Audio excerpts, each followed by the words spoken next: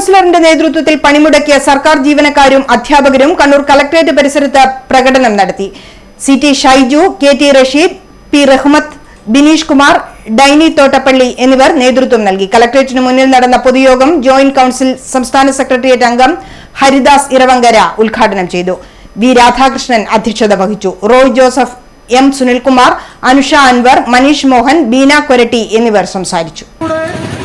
കേരളത്തിലെ സർക്കാർ ജീവനക്കാരും അധ്യാപകരും അടിവരയിട്ടുകൊണ്ട് പറയുകയാണ്, ആനുകൂല്യ നിഷേധങ്ങൾ ഏത് ഭരണകൂടത്തിന്റെ ഭാഗത്തു നിന്നുണ്ടായാലും അതിനെതിരായിട്ട് അതിശക്തമായി പ്രതികരിക്കുന്നതിന് വേണ്ടിയാണ് നാം ഉയർത്തിപ്പിടിക്കുന്ന ചെങ്കൊടി എന്ന് പറയുന്നത്.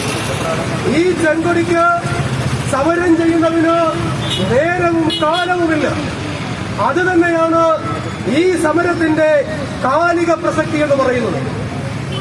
ആനുകൂല്യ നിഷേധങ്ങൾക്കെതിരെ, അവകാശ നിഷേധങ്ങൾക്കെതിരെ സമരം ചെയ്യുമ്പോൾ ആ സമരം ഒരനുഷ്ഠാന കലയാക്കി മാറ്റുന്ന ആളുകൾക്കെതിരായ ആയിരക്കണക്കായിട്ടുള്ള ജീവനക്കാരുടെ അതിശക്തമായ പ്രതിഷേധമാണ് ഇന്ന് കേരളമെമ്പാടും.